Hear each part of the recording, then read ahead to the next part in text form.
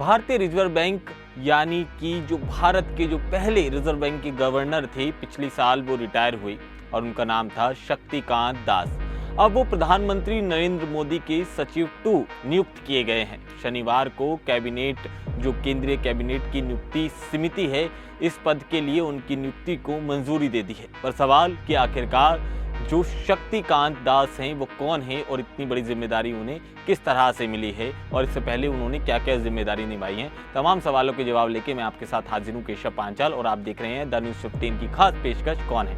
11 सितंबर 2019 से लेकर अब तक पीके मिश्र इस पद पर तैनात थे। शक्तिकांत दास अब पीके मिश्र की से मिलकर प्रधानमंत्री कार्यालय में कई अहम जो जिम्मेदारियां होंगी वो निभाएंगे। ताजा आदेश के मुताबिक शक्तिकांत दास की नियुक्ति पीएम मोदी के कार्यालय या फिर अगले आदेश तक रहेगी। खैर, शक्तिकांत दास की बात की जाए तो उनका जन्म 26 फरवरी 1957 को उड़ीसा के भुवनेश्वर में हुआ था। उनकी पढ़ाई दिल्ली यूनिवर्सिटी से लेकर यूके की ब्रिंघम जो यूनिवर्सिटी है वहां तक हो चुकी है। बाद में दास ने सिविल सेवा परीक्षा पास करी और आईएएस बन गए थे। नौकरशाह में अपने 40 साल के लंबे करियर के बाद उन्हें शक्तिकांत दास की बात की जाए तो तमिलनाडु सरकार में से लेकर केंद्रीय सरकार तक उन्होंने कई अहम जिम्मेदारियां निभाई हैं। तमिलनाडु कैडर जो है उसके 1980 बैच के वो आईएएस ऑफिसर रहे हैं। इसके साथ ही दिसंबर 2018 में केंद्रीय बैंक के वो गवर्नर बने थे। वहाँ पिछले साल दिसंबर में वो रिटायर हो गए। वित्त मंत्रालय की बात की जाए तो अपने कार्यकाल के दौरान उन्होंने 8 साल जो केंद्रीय बजट होता है उसकी तैयारियों से वो सीधे तौर से जुड़े रहे। इसके साथ ही बात की जाए कोरोना काल में जिस तरह से देश की अर्थव्यवस्था को स्थिर रखा गया, उसके बाद यूक्रेन और रूस के संघर्ष के दौरान भी दास ने आरबीआई के नेतृत्व करते हुए मुद्रिका जो थी उसकी नीतियों को लेकर कड़े फैसले लिए थे, जिसके चलते भारत की अर्थव्यवस्था बेहतर स्थिति में ही रही। खैर, आरबीआई गवर्नर के तौर पर जो वो अपनी इन उपलब्धियों के चलते अमेरिका की मैगजीन ग्लोबल फाइनेंस ने शक्तिकांत दास को 3 बार दुनिया के सर्वश्रेष्ठ केंद्रीय बैंकर के रूप में चुना गया था।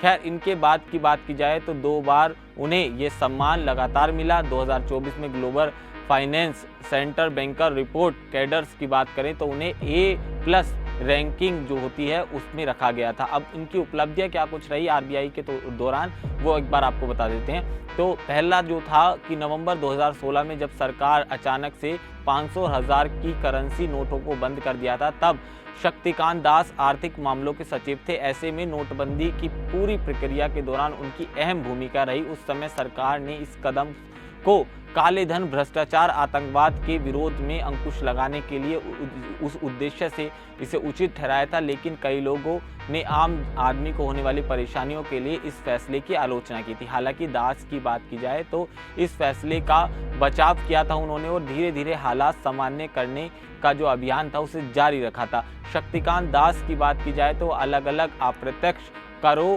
का जो एक समूह था, उसमें जीएसटी का जो विलय हुआ उसमें एक महत्वपूर्ण जो भूमिका थी उन्होंने निभाई थी। ये फैसला 1 जुलाई 2017 को लागू किया गया था। जीएसटी के सफल जो कार्यकाल था उसे सुनिश्चित करने के लिए राज्यों के साथ जो समन्वय बैठकें उन्होंने करी और उसमें भी उन्होंने अहम भूमिका निभाई थी। अब दूसरी उपलब्धि जो उनकी देखी जाती है, अधिशेष हस्तांतरण के मुद्दे पर आरबीआई और सरकार के बीच जो टकराव के बाद तत्कालीन गवर्नर जो उर्जित पटेल थे, अचानक उन्होंने इस्तीफा दे दिया था, जिसके बाद पूरा का पूरा जो बाजार था वो हिल गया था। मिंट स्ट्रीट कार्यालय का जो कार्यभार संभालने के तुरंत बाद दास ने अपनी कोशिशों से बाजार का भरोसा वापस लौटाया था।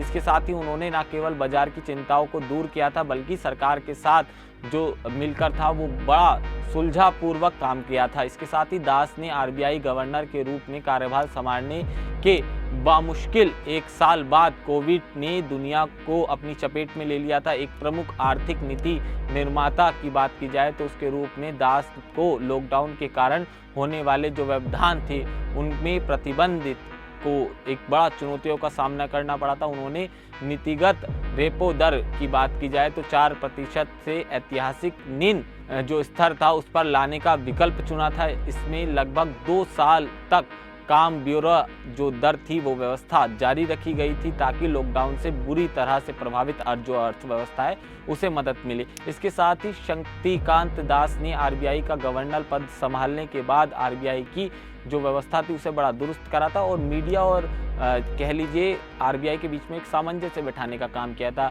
दास अपने सहकर्मी और मीडिया कर्मी के साथ जो स्पष्ट रूप से मिलनसार व्यवहार रखते थे, जिसकी वजह से उन्हें एक बड़ी उपलब्धि मिली और इसके साथ ही दिल्ली के साथ साथ बात की जाए जितने संचार माध्यम से वो उस चीज़ को जीवित रख सकते थे, उन्होंने बामुश्किल बात कोशिश की थी। इसी के साथ साल की शुरुआत में केंद्रीय बैंक ने सरकार को 2.11 लाख करोड़ रुपए का अब तक का सबसे सर्वाधिक लाभ पहुंचाया था। खैर, अब वो करेंगे क्या जब पीएम मोदी के प्रधान सचिव 2 के रूप में उन जिम्मेदारियों को निभाएंगे, तो आखिरकार वो जिम्मेदारी कौन सी होंगी? तो आपको बता दें, शक्तिकांत दास को जो पद सौंपा गया है उसके तहत वो प्रधानमंत्री मोदी के साथ सीधे तौर पर जुड़े रहेंगे। ये पद पीएम मोदी के निजी सचिव के तरह ही एक पद होता है, यानी कि शक्तिकांत दास अब पीके मिश्र के साथ प्रधानमंत्री कार्यालय के जो प्रबंधन के लिए जिम्मेदार होंगे। आमतौर पर इस पद पर भारतीय जो आईएएस ऑफिसर होता है वो तैनात होता है, उसकी नियुक्ति होती है। 2019 के बाद पीएम के प्रधान सचिव और कैबिनेट मंत्री का दर्जा बराबर ही है, एक तरह से इन्हें भी एक आप कैबिनेट मंत्री का दर्जा देते हुए देखेंगे। खैर, बताया जाता है कि लाल बहादुर शास्त्री जब प्रधानमंत्री थे तो उन्होंने निजी सचिव को नियुक्त करने की जो प्रक्रिया थी उसे शुरुआत करी थी। बाद में इंदिरा गांधी ने इसे आधिकारिक तौर पर प्रधान सचिव पद बना दिया था। इस तरह पीएन हस्ताक्षर प्रधानमंत्री के पहले प्रधान सचिव बने थे।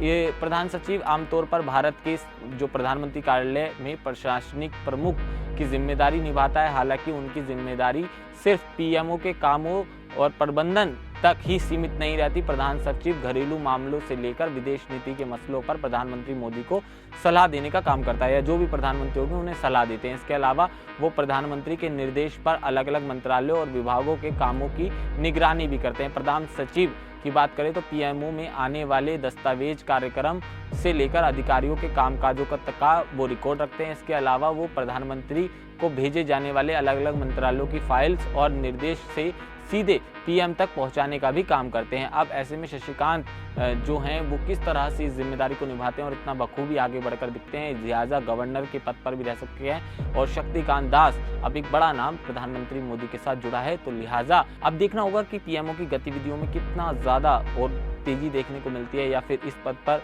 किस तरह से वो हवाई लूटते हैं। क्योंकि जिस तरह से गवर्नर के पद पर विराजमान होकर उन्होंने खूब सुर्खियां बटोरी थी, तो अब भी उन पर निगाहें टिकी रहेंगी। आपको ये कौन है, कैसा लगा, हमें कमेंट सेक्शन में ज़रूर बताइएगा।